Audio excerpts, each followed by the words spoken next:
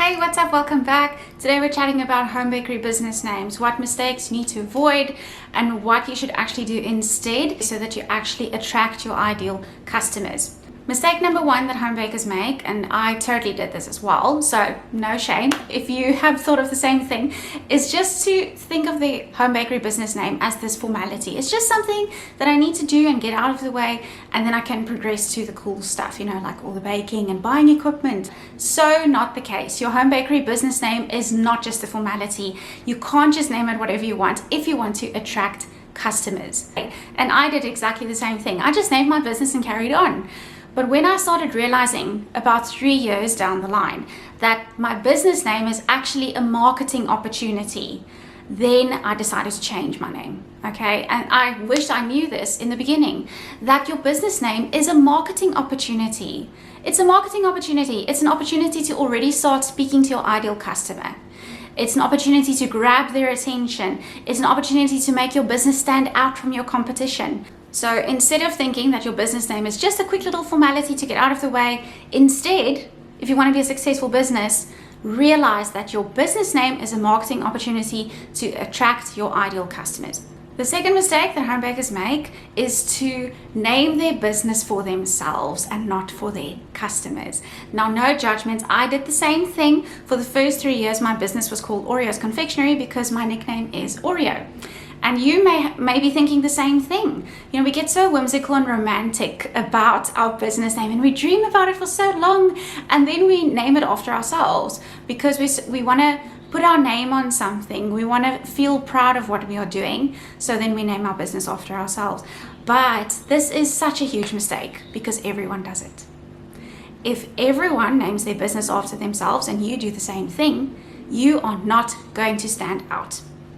And that's the point, right? We want our business to stand out and attract customers. So don't name your business after yourself. I know that it's so tempting to do this, and this is a huge mistake, unfortunately. You need to speak to your ideal customer in what you name your business. Your business name has to mean something to your ideal customer, not just to you and the people that know you. For example, if your business name is Justine's Confections, then people will see that name and think, okay, Justine is the baker. Whoop-de-doo. How does that benefit me? You need to think about what kind of business name will help your ideal customer to understand that your business is the exact one that they are looking for. And right at the end of this video, I'm going to give you a practical exercise for how to find the perfect name for your business so that you can attract your ideal customers and stand out. Mistake number 3 that home bakers make when naming their business is to limit themselves in what they bake in their business name. For example, if someone names their business Cakes by Nicole or Justine's Cakery or something like that, then you are limiting yourself for the rest of your baking career to only bake cakes. And you can't guarantee that you're always going to love baking cakes. So don't limit yourself. I can tell you, as someone who's been doing this home bakery business thing for over 10 years, that my preferences have developed over time. Initially, I was completely decided that I was only going to bake cupcakes, but now that is not my main passion anymore, and I'm so grateful that my business is not called a cupcakery or Cupcakes by Aurelia, because I can bake whatever I want. I realized that I can't base my business name on what I bake, because I limit myself severely for the whole future of my business when I do that, and you will be doing the same thing. So don't make that mistake. Base your business name on your niche instead. Your niche, if you don't know what that means, it means what problem you are solving for customers. I've got a free guide for you in my free resource library that helps you to find the perfect niche for your business. And it's not just I bake cupcakes. That's not a niche. That's restriction. That is restricting yourself to what you make. Your niche is about the problem that you solve for customers and why you do what you do.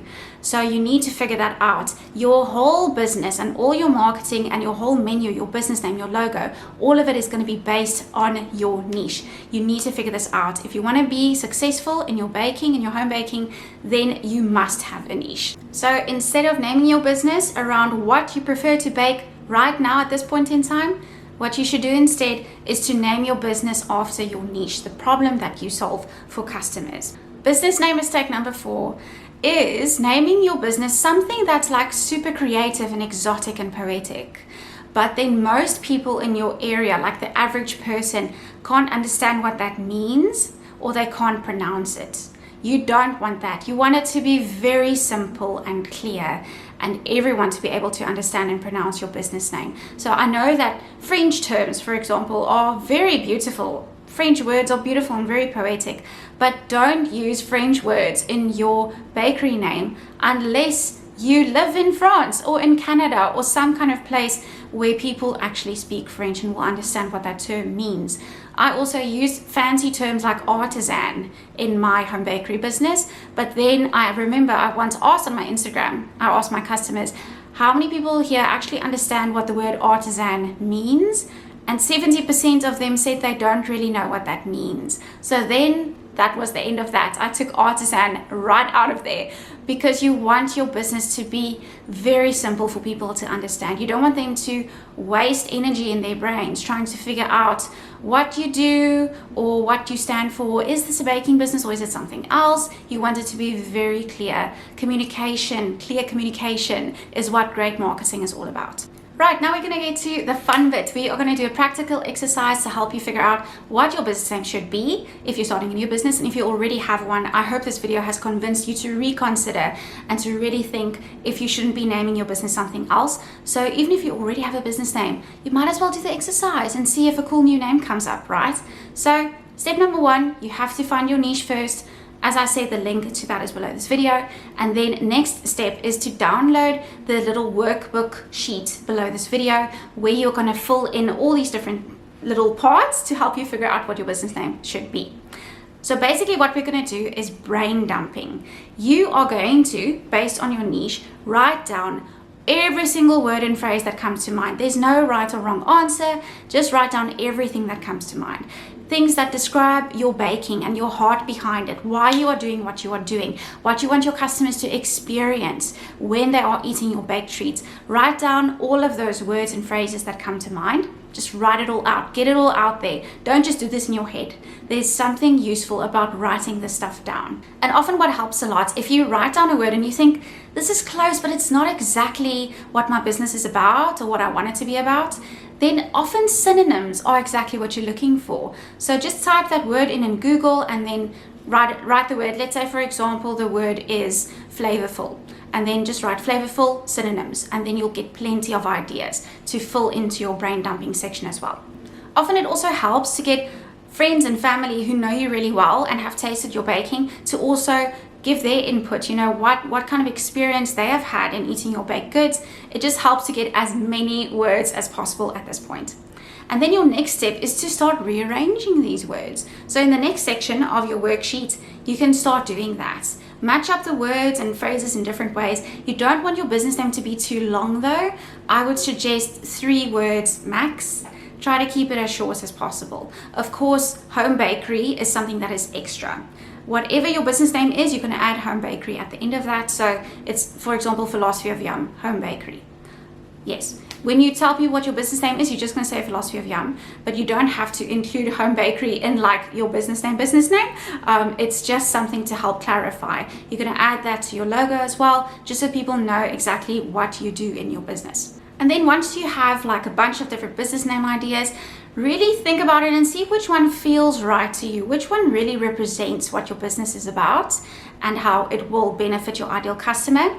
And then discuss that name as well with your close friends and family that know you really well and support your business. And then you can just, pick the one that you like. And then the next super important step is to make sure that this business name is actually unique and that there aren't other businesses in your area with the same business name. And especially not in the same state or province or even in your country. Honestly, it's okay if there's a business in another country with the same business name. I feel that's okay. Unless they've trademarked their business name, then you can't name your business that.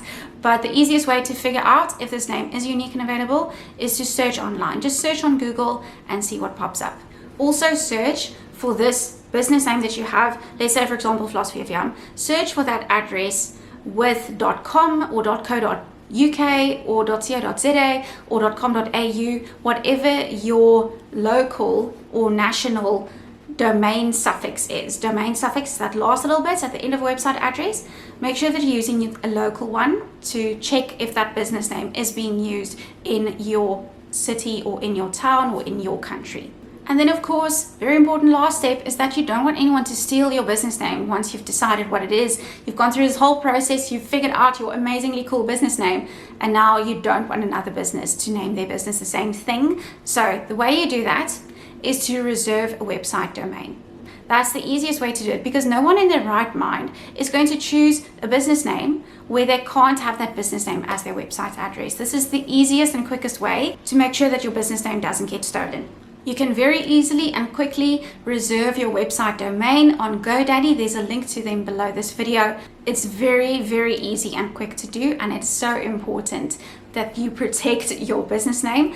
Even if you're planning to start your business like 3 months from now or 6 months from now, if you've got a cool business name, then rather reserve the domain now so that when you create your website, this domain is available and it helps you to be searchable and findable on Google. If you're in the process of figuring out if you want to do this home bakery thing and if you want to actually start a home bakery business, next week's video is going to be perfect for you, because I'm talking about how exactly to start your home bakery business, what mistakes to avoid and what to do instead.